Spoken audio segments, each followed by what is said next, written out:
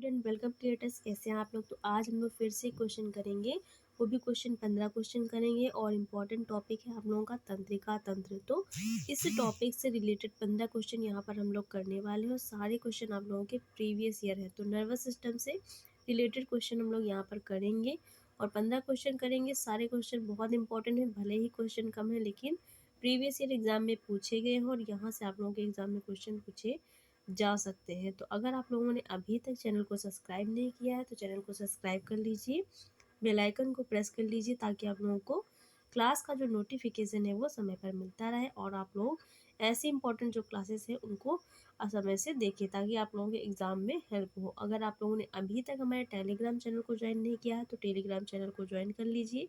Home science by Priyanka ma'am search करेंगे तो आप हमारे टेलीग्राम चैनल से जुड़ जाएंगे और फिर क्लास के डिस्क्रिप्शन में जो टेलीग्राम का लिंक है वो दे दिया गया है, वहाँ से आप लोग डायरेक्ट जो है टेलीग्राम से लिंक से क्लिक करके जुड़ सकते हैं।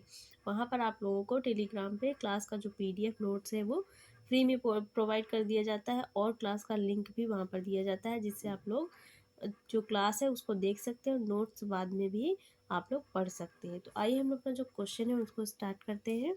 पहला क्वेश्चन है, कशेरुक रज्जु में से कितनी जोड़ी तंत्रिका निकलती हैं। पूछा गया है कशेरुक रज्जु में से कितनी जोड़ी तंत्रिका निकलती हैं। 13, 31, 33, 12 कितनी जोड़ी तंत्रिकाएं कशेरुक रज्जु में से निकलती हैं। तो 31 निकलती हैं। कितनी निकलती हैं? 31 जोड़ी तंत्रिकाएं निकलती हैं। ऑप्शन नंबर जो बी है यहाँ पर आप लोगों का करेक्ट हो जाएगा। और क्वेश्चन के बाद एक स्लाइड में आंसर भी दिया गया है तो यहाँ से आप लोग अपना जो PDF जब आप लोगों को दिया जाएगा तो क्वेश्चन और आंसर आप लोग देख सकते हैं।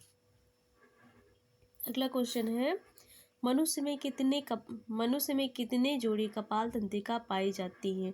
मनुष्य में कितनी जोड़ी कपाल तंत्रिका पाई जाती हैं। 8, 12, 25, 31। तो मनुष्य में कितनी जोड़ी कपाल तंत्रिकाएं पाई जाती हैं। 8 जोड़ी, 12 जोड़ी और 25 जोड़ी, 31 जोड़ी। कपाल की बात हो रही, अभी हम लोगों ने कशेरुक तंत्र जाना था, अब बात हो रही है कपाल की। तो कपाल में कितनी जोड़ी तंत्रिकाएं पाई जाती हैं। 12 जोड़ी पाई जाती है। ऑप्शन नंबर जो बी है यहाँ पर आप लोगों का करेक्ट हो जाएगा। अगला क्वेश्चन है, मस्तिष्क जिम्मेदार है किसके लिए। सोचने के लिए, शरीर के संतुलन के लिए, हृदय गति नियंत्रण के लिए, उपयुक्त तीनों के लिए। तो मस्तिष्क जो है हमारा जिम्मेदार है किसके लिए। सोचने के लिए, शरीर के संतुलन के लिए, हृदय गति नियंत्रण के लिए, उपयुक्त तीनों के लिए। तो ऑप्शन नंबर जो डी है यहाँ पर आप लोगों का करेक्ट हो जाएगा। सभी के लिए जिम्मेदार है, ये दो जो मेन फंक्शन है वो मस्तिष्क के द्वारा होते हैं, लेकिन दो ऑप्शन सही है तो तीसरा भी यहाँ पर जो है ऑप्शन नंबर डी हम लोग करेंगे क्योंकि दोनों ऑप्शन एकदम सही है, इसलिए ऑप्शन नंबर जो डी है यहाँ पर आप लोगों का करेक्ट हो जाएगा। अगला क्वेश्चन है, प्रतिवर्ती क्रियाओं का नियंत्रण केंद्र कहाँ पर होता है। प्रतिवर्ती क्रियाओं का नियंत्रण केंद्र कहाँ पर होता है। प्रमस्तिष्क में, अनुमस्तिष्क में, कशेरुक रज्जु में, तंत्रिका तंत्र में। तो प्रतिवर्ती जो क्रियाएं हैं उनका जो नियंत्रण केंद्र है वो कहाँ पर होगा। प्रमस्तिष्क में होगा, अनुमस्तिष्क में होगा, कशेरुक रज्जु में होगा, तंत्रिका तंत्र में होगा। तो कहाँ पर होता है। कशेरुक रज्जु में होता है प्रतिवर्ती क्रियाओं का नियंत्रण केंद्र। ऑप्शन नंबर जो सी है यहाँ पर आप लोगों का करेक्ट हो जाएगा। अगला क्वेश्चन है, सुई चुभने पर निम्नलिखित अंगों में से कौन सा दर्द महसूस नहीं करेगा। सुई चुभने पर कौन से अंग में दर्द नहीं होता है। त्वचा में, मस्तिष्क में, हृदय में, नेत्र में। तो सुई चुभने पर कौन से अंग में दर्द नहीं होगा। त्वचा में, मस्तिष्क में, हृदय में, नेत्र में। तो कौन से अंग में दर्द नहीं होगा या दर्द महसूस नहीं करेगा। जो मस्तिष्क है वो दर्द महसूस नहीं करता है बल्कि संवेदनाओं को ग्रहण कर उन पर प्रतिक्रिया देने का कार्य करता है। तो ऑप्शन नंबर जो बी है यहाँ पर आप लोगों का करेक्ट हो जाएगा। अगला क्वेश्चन है, मानव मस्तिष्क में स्मरण क्षमता कहाँ होती है। मानव मस्तिष्क में स्मरण क्षमता कहाँ होती है। मेडुला ऑब्लंगाटा में, सेरिब्रम में, ब्रेन कैविटी में, सेरिबेलम में। तो मानव मस्तिष्क में स्मरण क्षमता कहाँ होती है। मेडुला ऑब्लंगाटा में होती है, सेरिब्रम में होती है, ब्रेन कैविटी में होती है, सेरिबेलम में होती है। तो मानव मस्तिष्क में स्मरण क्षमता, याद करने की जो क्षमता होती वो कहाँ होगी। सेरिब्रम में होगी।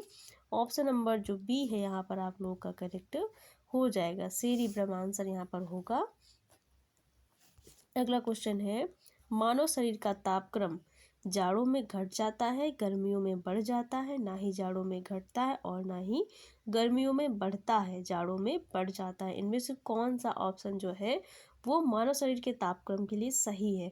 जाड़ों में घट जाएगा या फिर गर्मियों में बढ़ जाएगा, ना जाड़ों में घटेगा और ना गर्मियों में बढ़ेगा, जाड़ों में बढ़ जाता है। तो इसमें से कौन सा ऑप्शन सही हो जाएगा? जो मानव शरीर का तापक्रम होता है वो हर मौसम में एक समान होता है, ना ही जाड़ों में घटता है और ना ही गर्मियों में बढ़ता है। तो ऑप्शन नंबर जो सी है यहाँ पर आप लोगों का करेक्ट हो जाएगा। अगला क्वेश्चन है, शरीर का तापक्रम नियंत्रित करता है? Thalamus, hypothalamus, cerebellum, medulla oblongata. तो शरीर का जो तापक्रम है उसको नियंत्रित करने का कार्य कौन करता है? थैलेमस करेगा, हाइपोथैलेमस करेगा, सेरेबेलम करेगा, मेडुला ऑब्लंगाटा करेगा। तो शरीर का जो तापमान है उसको नियंत्रित करने का कार्य कौन करता है?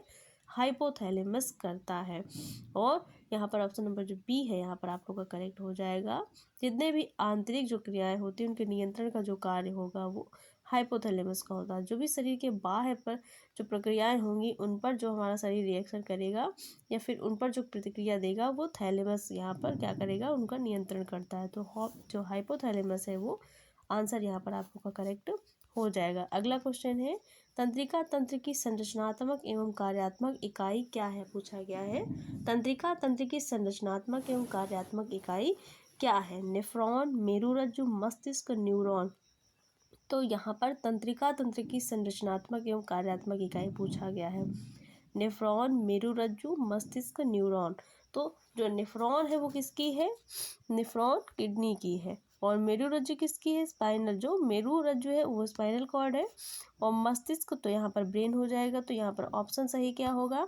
न्यूरॉन किस होगा यहाँ पर आप लोगों का सही ऑप्शन। न्यूरॉन क्या है? तंत्रिका तंत्र की संरचनात्मक एवं कार्यात्मक इकाई। जो तंत्रिका तंत्र है वो बहुत सारे न्यूरॉन से मिलकर के बना है, इसलिए न्यूरॉन यहाँ पर ऑप्शन नंबर जो डी है आप लोगों का करेक्ट हो जाएगा। अगला क्वेश्चन है, निम्नलिखित में कौन अनुकंपी तंत्रिका तंत्र का कार्य नहीं है? पूछा गया है कि अनुकंपी तंत्रिका तंत्र का कार्य कौन सा नहीं है? रक्त के दबाव को बढ़ाना और हृदय स्पंदन दर को बढ़ाना, श्वसन दर को बढ़ाना, आंखों की पुतलियों को सिकोड़ना। तो अनुकंपी और परानुकंपी दो जो तंत्र हैं वो होते हैं। स्वायत्त जो तंत्रिका तंत्र होता है उसके दो भाग हैं, अनुकंपी और परानुकंपी। तो यहाँ पर पूछा गया है अनुकंपी तंत्रिका तंत्र का कार्य कौन सा नहीं है? तो 3 कार्य अनुकंपी तंत्रिका तंत्र के यहाँ पर हैं और एक नहीं है। तो नहीं वाला यहाँ पर आप लोगों को आइडेंटिफाई करना है कौन सा नहीं है। रक्त के दबाव को बढ़ाना, हृदय स्पंदन दर को बढ़ाना, श्वसन दर को बढ़ाना, आंखों की पुतलियों को सिकोड़ना। तो जितने भी शरीर में जो बढ़ाने वाले कार्य होंगे, मतलब जैसे कि रक्त के दबाव को बढ़ाने का कार्य, हृदय स्पंदन दर को बढ़ाने का कार्य और श्वसन दर को बढ़ाने का कार्य, ये सारे अनुकंपी तंत्रिका तंत्र के कार्य हैं। और बढ़े हुए दबाव को कम करने का कार्य, स्पंदन दर को कम करने का कार्य, श्वसन दर को कम करने का कार्य कौन करेगा? परानुकंपी तंत्रिका तंत्र करेगा। तो यहाँ पर ऑप्शन नंबर जो डी है आप लोगों का करेक्ट हो जाएगा। ये जो कार्य है वो अनुकंपी तंत्रिका तंत्र का नहीं है बल्कि परानुकंपी तंत्रिका तंत्र का है, इसलिए ऑप्शन नंबर जो डी है यहाँ पर आपको करेक्ट हो जाएगा। अगला क्वेश्चन है, निम्नलिखित में से कौन सा एक न्यूरॉन का भाग नहीं है? पूछा गया है कौन सा एक न्यूरॉन का भाग नहीं है? कोशिकाकाय, दुर्भाज्य या फिर तंत्रिकाक्ष या फिर बोमन कैप्सूल। तो निम्नलिखित में से कौन सा एक न्यूरॉन का भाग नहीं है? 3 न्यूरॉन के भाग हैं और एक नहीं है। तो कोशिकाकाय, दुर्भाज्य, तंत्रिकाक्ष या फिर बोमन कैप्सूल। तो कौन सा तंत्रिका तंत्र का भाग नहीं है? जो बोमन कैप्सूल है वो तंत्रिका तंत्र से संबंधित नहीं है, बाकी 3 जो है वो तंत्रिका तंत्र से संबंधित है, इसलिए ऑप्शन नंबर जो डी है यहाँ पर आप लोग का करेक्ट हो जाएगा। अगला क्वेश्चन है, मानव मस्तिष्क अच्छी तरह सुरक्षित रहता है, कहाँ पर रहता है? पसलियों में, रीढ़ की हड्डी में, क्रेनियम में, हाइपोथैलेमस में। तो जो मानव मस्तिष्क है वो कहाँ पर अच्छी तरह से सुरक्षित रहता है? पसलियों में रहता है, रीढ़ की हड्डी में रहता है, क्रेनियम में रहता है, हाइपोथैलेमस में रहता है। कहाँ पर सुरक्षित रहता है अच्छी तरीके से?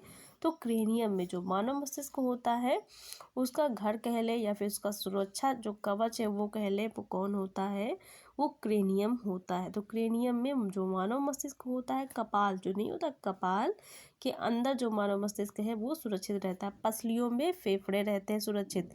रीढ़ की हड्डी के अंदर जो मेरु रज्जु है वो सुरक्षित रहती है। और जो हाइपोथैलेमस है तो वो मस्तिष्क का एक भाग है। तो यहाँ पर ऑप्शन नंबर जो आप लोगों का सही हो जाएगा वो क्रेनियम हो जाएगा। क्रेनियम में मानव मस्तिष्क अच्छी तरीके से सुरक्षित रहता है। ऑप्शन नंबर सी है यहाँ पर आप लोगों का करेक्ट हो जाएगा।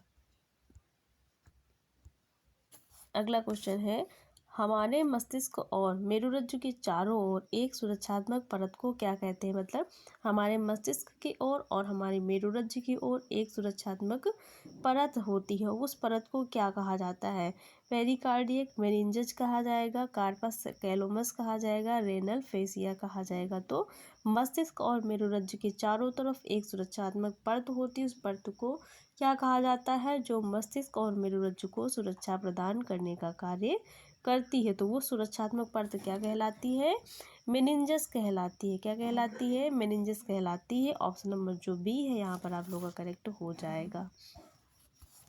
अगला क्वेश्चन है, निम्नलिखित में से कौन मेनिंजेस का स्तर है। पूछा गया है मेनिंजेस के कितने स्तर होते हैं या कितने भाग होते हैं। तो ड्यूरा मैटर, आर्कनॉइड मैटर, पाया मैटर, इनमें से सभी। तो निम्नलिखित में से कौन सा मेनिंजेस का स्तर है, कौन सा है, ड्यूरा मैटर है, आर्कनॉइड मैटर है, पाया मैटर है, इनमें से सभी। तो ये सभी जो है वो मेनिंजेस परत के भाग होते हैं। ड्यूरा होता है पहला सबसे बाहरी, आर्कनॉइड होता है, फिर पाया होता है। तो इस तरीके से मेनिंजेस के 3 परतें होती हैं जो एक के बाद एक होती है और मस्तिष्क को सुरक्षा प्रदान करती हैं। इन तीनों परतों के समूह को एक नाम दे दिया गया है मेनिंजेस। तो ऑप्शन नंबर जो डी है यहाँ पर आप लोगों का करेक्ट हो जाएगा। ये तीनों जो है वो मेनिंजेस के स्तर के नाम है।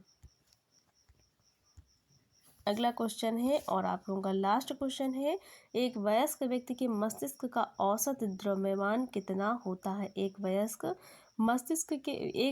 व्यक्ति के मस्तिष्क का औसत द्रव्यमान कितना होता है। 1.0 से 2.0, 1.2 से 1.4, 1.5 से 2.0, 2.0 से 3.0। तो एक जो व्यक्ति होगा, एक वयस्क व्यक्ति होगा, उसके मस्तिष्क का औसत जो द्रव्यमान होता है वो कितना होता है। या ये सारे जितने क्वेश्चन हैं ये सारे प्रीवियस ईयर क्वेश्चन है, हर एक एग्ज़ाम से पूछे गए हैं। यूपी पीसीएस ले लो और जितने भी क्वेश्चन जो भी एग्ज़ाम है आप लोगों के जिसमें भी आप लोगों की ये ह्यूमन अनाटमी आती है, उन सब के क्वेश्चन इंपॉर्टेंट जो प्रीवियस ईयर पूछे गए वही क्वेश्चन है। तो सारे क्वेश्चन इंपॉर्टेंट आप लोग देख सकते हैं कि किस किस तरीके से नर्वस सिस्टम से जो क्वेश्चन है वो बनते हैं। तो यहाँ पर जो ऑप्शन नंबर आप लोगों का बी है वो करेक्ट हो जाएगा। 1.2 से 1.4 होता है एक वयस्क व्यक्ति के मस्तिष्क का औसत द्रव्यमान। तो ऑप्शन नंबर जो बी है यहाँ पर आप लोगों का करेक्ट हो जाएगा। हम लोगों ने इस टॉपिक से इम्पोर्टेंट जो 15 क्वेश्चन थे वो सारे कवर कर लिए हैं। तो अब बताइए आप लोगों को क्लास कैसी लगी। अगर क्लास अच्छी लगी हो तो वीडियो को लाइक शेयर और चैनल को सब्सक्राइब कर लीजिए और साथ ही जो है हमारे टेलीग्राम चैनल को ज्वाइन कर लीजिए, जिससे आप लोग वहाँ पर क्लास का जो PDF है वो आप लोगों को वहाँ पर प्रोवाइड कर दिया जाता है, आप लोग क्लास के बाद भी ये सारे क्वेश्चन वहाँ पर देख सकते हैं PDF को डाउनलोड करके। तो अगर क्लास अच्छी लगी हो तो वीडियो को लाइक शेयर और चैनल को सब्सक्राइब करिएगा। Thanks for watching.